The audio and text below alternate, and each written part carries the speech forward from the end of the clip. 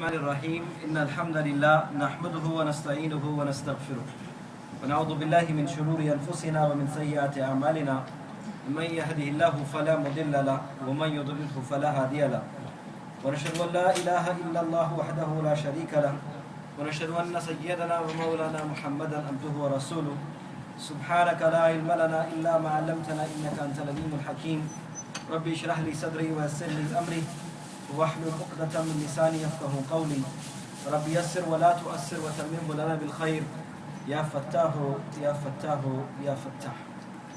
Alhamdulillah, in the recitation of the Holy Quran in the Taraweeh, we're able to complete the second juz and started the third juz of the Holy Quran.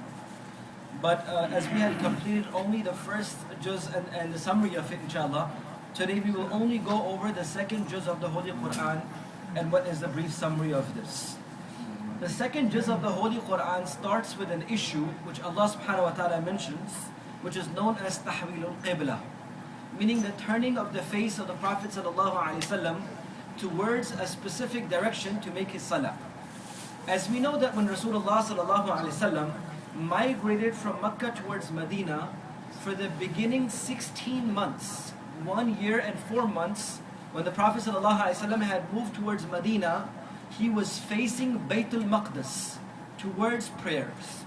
But every time the Prophet ﷺ would pray towards Baytul Maqdis, he would wish that he can turn towards Ka'batullah, because this was the real house of Allah subhanahu wa ta'ala, in which Ibrahim alayhi salam and all the Anbiya alayhi salatu salam prayed.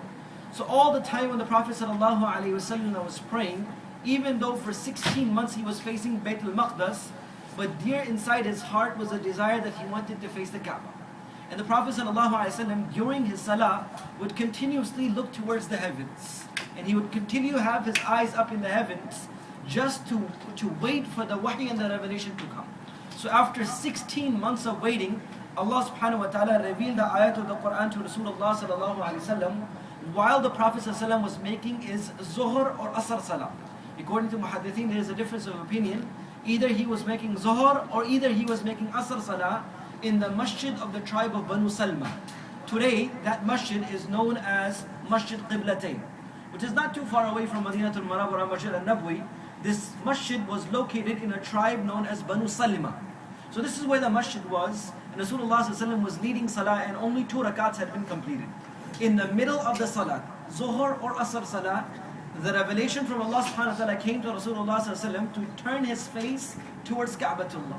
So meaning everyone was facing that direction, the Prophet was there, he moved in his salat and came towards the back of the saf, and the Prophet ﷺ started praying and all the Sahaba also turned. So the last ones became the first one in the sufuf that day.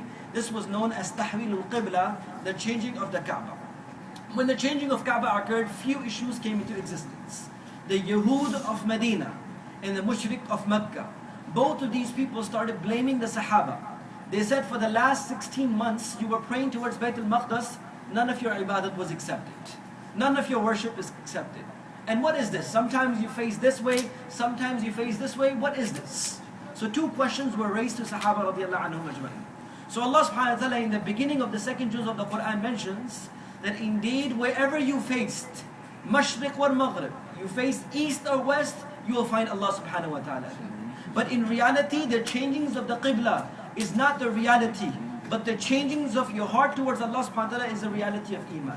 When you fix your aqaid, when you fix your dealings, when you fix your mu'amalat, when you fix your characteristics, when you fix your akhlaq, this is what Allah subhanahu wa ta'ala wants. Changing of the faces don't make difference in the eyes of Allah subhanahu wa ta'ala.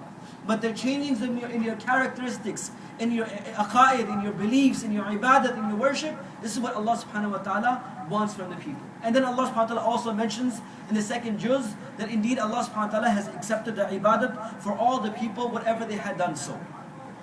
In this specific ayat of the Quran, Allah subhanahu wa ta'ala reveals an ayat in which, according to Mufassirin, is known as Ayatul Bir, verse number 177. Allah subhanahu wa ta'ala says, Lays al-bir.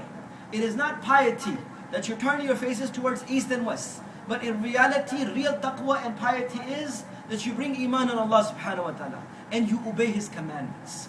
After this ayat of the Quran, Allah subhanahu wa ta'ala brings about 25 ahkamat. These are known as the ahkamatul bir, the rulings of good. meaning the sifat and the qualities which Allah subhanahu wa ta'ala mentions in this. So in this ayat of the Quran which Allah subhanahu wa ta'ala reveals, which is ayatul bir, Allah subhanahu wa ta'ala is saying, mere changing of your faces and putting your heads down on the ground and holding your hands in prayer is not the reality and the haqiqah of ibadat, unless and until the motives of your heart do not change and they turn towards Allah subhanahu wa ta'ala. After this ayat of the Quran, ayatul bir, Allah subhanahu wa ta'ala mentions few ahkamat. First thing Allah subhanahu wa ta'ala mentions is the hukm of Safa and Marwa.